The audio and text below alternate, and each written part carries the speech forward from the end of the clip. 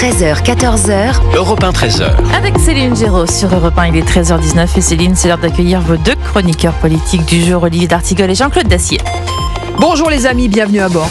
Bonjour. Ravi de vous retrouver en cette belle journée. Vous avez vu que nos audiences sont bonnes. La grande famille Europe 1 s'agrandit encore. 347 000 nouveaux auditeurs. Oh là là, La bravo radio aux libre équipes. poursuit sa croissance. Et nous ici, à 13h et quelques, ça marche bien aussi. Ça progresse. Parce que quand même, ça c'est important. progresse. C'est important et c'est grâce à vous. Merci à tous nos auditeurs, toujours plus nombreux à nous écouter entre 13h et 14h. Alors on va revenir bien sûr sur ce réquisitoire très sévère à l'encontre de Marine Le Pen, la triple candidate sonnée au procès des assistants parlementaires du Rassemblement national. 5 ans de prison, dont 2 fermes, et 5 ans d'inéligibilité avec son exécution provisoire. Écoutez la réaction de Marine Le Pen en sortant de l'audience hier soir. C'était la chronique annoncée de l'inéligibilité réclamée.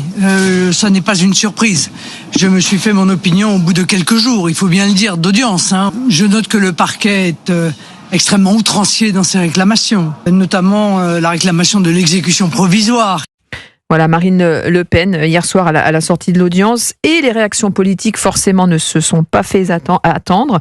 Le ministre de la Justice et le garde des Sceaux, Didier Migaud, était l'invité ce matin de Sonia Mabrouk pour sa grande interview sur Europe 1 et CNews, et pour lui, la justice est indépendante. La justice, elle juge et les magistrats jugent à partir de la loi qui est votée par le législateur. La loi le permet.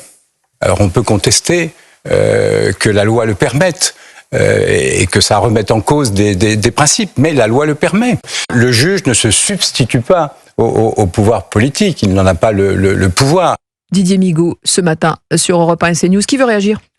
Bon, quand j'entends M. Migaud, je me dis qu'il a une vision... Il ne peut pas probablement dire autre chose, parce qu'il a une administration à Il dit qu'il est défendre, le seul à ne pas pouvoir donner son avis. Dont il dépend d'ailleurs pour une part des choses. Mais quand je l'entends, je trouve qu'il a une vision un peu, peut-être, c'est mon sentiment, idyllique de la justice, dont chacun sait tout de même qu'autour du syndicat de la magistrature, on fait de la politique. Ils sont un bon tiers au minimum, ils sont premier ou deuxième syndicat de la justice, et ils sont même allés jusqu'à donner une consigne de vote, je ne sais plus quelle élection présidentielle c'était. Législative déjà. Donc, aussi. L'indépendance de la justice est une chose, la réalité en est une autre. Maintenant, Marine Le Pen, pour autant... je recommande, comme je le disais hier soir, la prudence, parce qu'il est assez fréquent que le jugement définitif, avant l'appel éventuel, mais le jugement soit très différent, ou soit différent. Mais quand même, quand bien même il serait... Les réquisitions, quand bien même il serait atténué, elle risque quand même 1 voire 2 ans d'inéligibilité. Oui, tout tourne autour de la notion d'inéligibilité, elle en a pour 5 ans. Si on pouvait ou la supprimer ou la ramener, nous verrons bien quel sera le jugement définitif de la présidente. Simplement, il faut s'attendre maintenant à quoi ? À une offensive politique contre la justice en règle générale. Ça a déjà commencé hier, avec les commentaires notamment du Rassemblement national. Je ne sais pas si ça va... On en parlera dans quelques instants, des réactions. Là, restons sur le réquisitoire déjà et la réaction. Je ne suis pas sûr que ça améliore la situation, mais enfin, nous verrons. Les réquisitions s'appuient sur un élément, c'est la loi. Alors, si certains, c'est ce que dit Didier Migaud. Si des personnes veulent changer la loi, le législateur peut le faire. Et la loi prévoit, c'est la loi Sapin 2, des peines, en effet, d'inéligibilité. Ce qui a pu surprendre dans les réquisitions, c'est la dimension exécutoire. C'est-à-dire que si le tribunal va dans cette direction, il peut d'ailleurs ne pas y aller, mais il faudra qu'il motive sa décision s'il ne va pas sur l'inéligibilité. Marine Le Pen pourrait donc, avec les recours externes, ne pas se présenter à l'élection présidentielle. Vous dites inéligibilité, en fait, vous oubliez le lit. Inéligibilité. Inéligibilité. C'est pas facile à dire. Merci, je sais qui c'est qui a appelé à l'ordre. Et voilà, vous avez raison. On essaie de parler donc, si elle n'est pas éligible, donc nous verrons tout ça. Mais encore une fois, ça ne part pas de rien. Il y a quand même un aspect systémique dans cette affaire, sur des volumes financiers totalement inédits, sur une période inédite aussi. Marine Le Pen avait la possibilité, en accédant à la première responsabilité du Rassemblement national, de dire on arrête avec tout ça. Or, ils se sont arrêtés au seul moment où l'enquête a été ouverte. Elle a renforcé un dispositif ou un système qui avait été mis en place par son père. Voilà. Encore une fois, soyons prudents et mesurés. et attendons le jugement. Encore une fois, ce qu'on a écouté et entendu hier, qui a duré quasiment toute la journée, ce sont des réquisitoires. C'est vrai, tu as tout à fait raison, que l'inéligibilité, j'en ai oublié un au passage. Vous avez oublié le lit, vous oubliez après avec le lit. J'en ai oublié un au passage, est sévère et qu'elle est exécutoire. Ça veut dire que si le jugement confirme cette disposition, même si Marine Le Pen fait appel, et elle fera évidemment appel, cette inéligibilité.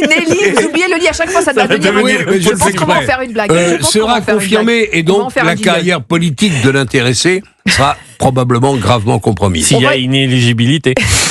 On va écouter Xavier Bertrand, le président de la région Hauts-de-France. Lui, il ne comprend pas l'argument du déni de démocratie utilisé par les partisans de Marine Le Pen. Il était sur RTL ce matin. Le Parlement européen, s'il a été lésé, ce sont donc nos impôts qui ont été détournés. Et ensuite, qui est responsable de cela ? C'est ce que le tribunal décidera, non pas avec les réquisitions, mais avec la décision. Voilà, c'est aussi simple que ça, et les magistrats appliqueront la loi. Est-ce que ça serait un déni de démocratie d'empêcher Marine Le Pen d'être candidate en 2027 ? La démocratie, c'est aussi le respect de la justice. Et puis qu'on arrête avec le déni de démocratie que le Front National ne serait pas capable de présenter un candidat.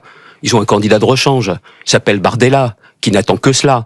Et puis vous savez qui a dit, il y en a marre de ces élus qui détournent de l'argent, ça c'est au tribunal de le décider, mais qui a dit cette phrase ? Marine Le Pen, 2004, le procès d'Alain Juppé, une peine d'inéligibilité, il était candidat possible à la présidentielle. Plaisante raison qu'un vent manie à tout va.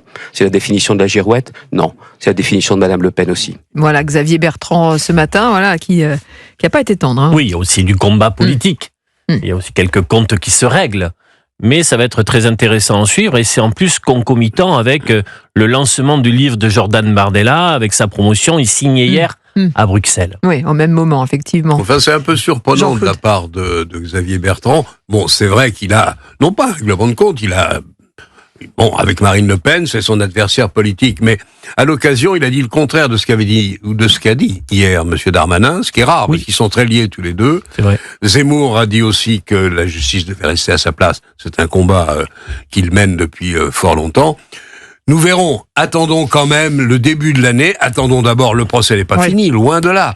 Il y a maintenant la défense qui va s'exprimer. Il y a une vingtaine de mises en cause, donc on a tout à fait le temps de reparler de cette affaire. Néanmoins, encore une fois, il y a menace, lourde menace, sur la candidature de Marine Le Pen. Justement, on va se poser la question. Elle est quasiment favorite. Elle était favorite lors de cette prochaine présidentielle, même si... Mais elle a dit, vous voulez vous débarrasser de moi, mais vous inquiétez pas, il y a Jordan Bardella aussi. Donc, oui, enfin, on va en parler. Quel avenir, justement ? À 30 ans, vous élisez un président de la République. On verra, on va en parler. Soyons sérieux. Dans quelques instants, on va évidemment revenir sur l'avenir de ce parti. Vous entendrez Robert Ménard, la posture aussi du syndicat de la magistrature qui interpelle, et puis nos auditeurs, très nombreux à vouloir réagir. À tout de suite. Et oui, vous pouvez réagir en appelant le standard d'Europe 1. Le numéro, il est non surtaxé, c'est le 01 80 20 39 21. Bon début d'après-midi avec Céline Géros sur Europe 1. 13h, 14h. Europe 1, 13h. Avec Céline Géros sur Europe 1, il est 13h32. Céline Géros, vous retrouve avec vos deux chroniqueurs politiques aujourd'hui, Olivier d'Artigol et Jean-Claude Dacier. Et on continue à parler de ces réquisitions contre Marine Le Pen, sévères ou conformes. Quelles conséquences pour le Rassemblement national ? On a écouté de nombreuses réactions il y a quelques minutes. On va écouter, pour commencer, Robert Ménard. Tiens, il était sur TF1 ce matin, le maire de Béziers, qui pense qu'il y a une politisation des magistrats et que cela dessert Marine Le Pen. Moi, je me suis retrouvé sur le mur des cons du syndicat de la magistrature. Quand je rentre dans un tribunal... Il y a un syndicat qui est marqué à gauche. Ouais, attendez, je me dis, putain, si c'est un mec qui est au syndicat de la magistrature, ça va pas être très, très clean comme procès. On a le droit aussi de penser ça avec la politisation d'une partie des magistrats. Est-ce que cette magistrate, c'était ça? J'en sais rien, donc je vais pas l'accuser. Est-ce que politiquement, c'est pas un problème? Oui, c'est un problème, parce que c'est quand même pas les magistrats qui décident de qui se présente à la présidence. Donc c'est une question de principe. Alors la justice est-elle encore indépendante ? On peut se poser la question. Le syndicat de la magistrature, voilà, on en reparle. Il est un peu dans le viseur. On rappelle qu'il s'était mobilisé contre l'accession au pouvoir du Rassemblement national avant les législatives, et un peu plus avant, il avait appelé à ne pas voter Sarkozy aussi en 2012. On s'en souvient. Je ne conteste pas que le syndicat de la magistrature ait un biais politique ou idéologique. mais cette réalité-là ne peut pas écraser toute décision judiciaire ou en l'occurrence mais là, toute réquisition. Oui, mais ça serait un procès d'intention qui est donc de dire que c'est uniquement à la lecture, à l'aune de cette réalité que les choses sont décidées, que ces réquisitions sont formulées, alors que le dossier n'est pas vide. Je ne cesse depuis ce matin de revenir sur les réalités de ce qui est reproché dans un système, dans une organisation systémique de détournement de fonds publics, de nos impôts, puisque la France elle contribue au budget des institutions européennes, et donc Marine Le Pen avait le pouvoir de dire on arrête, c'est aller trop loin. On ne conteste pas effectivement voilà, mais oui, mais c'est la loi, mais après c'est la sévérité du réquisitoire qui peut interpeller. Le tribunal peut encore, comme l'a dit Jean-Claude Teuer, la réquisition n'est pas la fin du processus judiciaire. Ces peines, est-ce que c'est pas terminé? Est-ce qu'une page se tourne pour Marine Le Pen, selon vous? Ça, on peut se poser la question. C'est le jugement. Encore une fois, attendons le jugement, c'est-à-dire le début de l'année prochaine, février ou mars. Vous avez vu son visage en sortant de l'audience? Elle était sonnée, elle était marquée. Elle était secouée, c'est normal. C'est rare, c'est très rare de la voir comme ça. Ce qui est au cœur du jugement, la prison, c'est évidemment pas agréable, mais chacun sait qu'elle ne le fera pas. L'amende, elle est lourde, mais bon, le Rassemblement national se débrouillera ou se débrouillerait pour la payer. Le problème, c'est l'inéligibilité. J'ai bien dit. Cette fois, j'ai bien dit. Et ça, c'est au cœur parce que c'est fini. Alors, elle a été candidate déjà 3 fois. Bon. La 4e était peut-être la bonne. Moi, j'en suis pas du tout certain. Loin de là. Mais, encore une fois, ceux qui disent que la justice est trop souvent politisée ont raison. C'est incontestable et c'est documenté. Deuxièmement, ceux qui disent, parfois les mêmes, que c'est au peuple et à nul autre de faire et de décider qui fait ou qui continue, qui est à l'Élysée ou qui est à Matignon ou qui est ailleurs, ou qui est à la mairie ou qui est au Conseil général, ont raison. C'est au peuple, c'est à l'élection en finale de décider. Pour autant, je suis d'accord avec toi, il y a un dossier incontestable qui roule sur plusieurs millions d'euros. Ils ont été légers et imprudents, c'est clair. Roland, qui nous appelle au 01 80 20 39 21, voulait réagir. Bonjour Roland. Bonjour Céline, bonjour à tous. Merci d'être avec nous en direct dans Europe 1 13h. Vous avez 28 ans et vous nous écoutez à Saint-Étienne. Alors, votre sentiment par rapport à ces réquisitions, sévères ou conformes? Alors, avant de rentrer dans le sujet, j'aimerais féliciter Europe 1 parce que nous sommes 2 400 000 auditeurs à vous écouter tous les jours. Merci, et ça reflète une certaine liberté d'expression et d'opinion, et j'espère que les audiences seront encore meilleures dans la prochaine vague. Eh bien, merci beaucoup pour vos encouragements, mon cher Roland. Donc, pour revenir sur le sujet, moi, c'est vrai que j'ai un avis qui est très partagé. J'ai écouté les réquisitoires des procureurs de la République. Je ne pense pas que ça soit un procès politique parce que les accusations sont très graves envers Marine Le Pen et le Rassemblement national. Néanmoins, c'est vrai que je suis très sceptique sur l'exécution provisoire sur la peine d'inéligibilité. Pourquoi ? Parce que je pense que ceux qui ont voix au chapitre de décider de l'avenir politique ne sont pas les juges, mais ce sont les Français. Donc j'aimerais qu'on fasse très attention à ce que la France ne devienne pas la République des juges. Cela pourrait donner un sentiment que le pouvoir judiciaire n'est pas forcément indépendant du pouvoir politique. Et moi, je pense et je crois sincèrement à la séparation des pouvoirs. Mais comme je vous l'ai dit, Céline, je pense très sincèrement que seuls les Français sont les juges de la politique. Donc, si Marine Le Pen et le Rassemblement national doivent être condamnés, ils le seront. La justice qu'on poursuivra et les juges donneront leur verdict. Mais je ne suis absolument pas d'accord sur cette peine d'inéligibilité. C'est moi, c'est vous, c'est les Français qui doivent lui la donner en 2027 si elle se présente. Merci beaucoup Roland pour effectivement cette position. On sent que notre auditeur, comme beaucoup de gens sans doute aujourd'hui, beaucoup d'auditeurs sont partagés. Il a raison. Merci, il y a beaucoup Roland qui nous écoute à Saint-Étienne. Ayons quand même le souvenir, c'est pas si éloigné que cela, même si c'est pas tout à fait comparable. François Fillon a été il a été tué par la justice, bien évidemment. Et en 3 mois, ça a été réglé très rapidement. Il a fait quelques erreurs, certes, mais la justice n'a pas été rendue avec la sérénité et l'équité qui convenait. Et puis, j'insiste pas, mais je devrais, sur la chasse à l'ancien président Sarkozy, qui a sûrement lui aussi fait des erreurs. Mais là, vraiment, on assiste à un spectacle qui est heureusement rare et trop rare en France.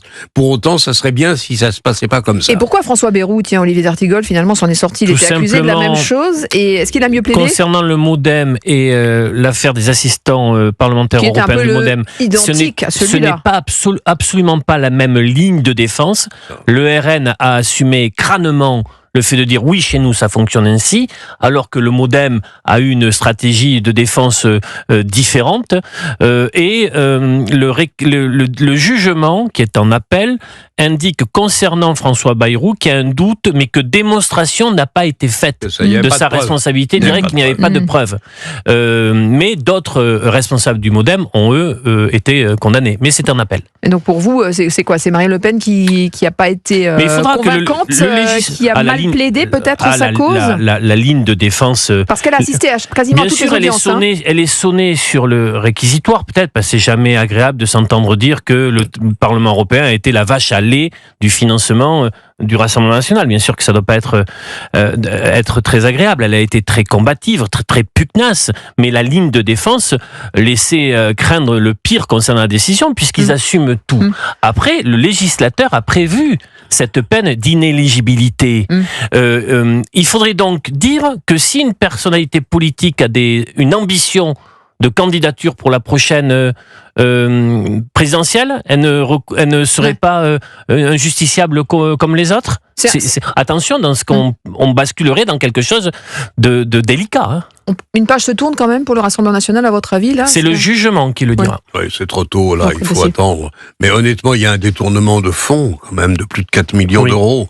Il y a un dossier, on peut pas le nier, mais encore une fois, on revient sur cette question d'inéligibilité qui revient, au fond, s'il est confirmé, à interdire à Marine Le Pen de se présenter à la présidence de la République. Alors certes, ça sera la 4e fois, mais tout le monde la voit assez fort. Moi, je pense que c'est totalement prématuré et qu'il faut être beaucoup plus prudent que cela. En attendant, soyons en effet prudents et attendons le jugement. Le tribunal peut ne pas suivre les réquisitions. Bien sûr, ça ne serait pas la première fois, c'est même assez fréquent. Tout est possible, ça laisse effectivement du suspense et ce sera dans quelques semaines maintenant. 13h41, on reste ensemble bien sûr dans quelques instants. On va revenir sur Notre-Dame. Pas de discours pour Emmanuel Macron le 7 décembre, mais un discours le 29 novembre. Voilà, il a réussi finalement à rentrer dans la cathédrale. On en parle. Et puis Donald Trump, ce casting qui continue à interpeller.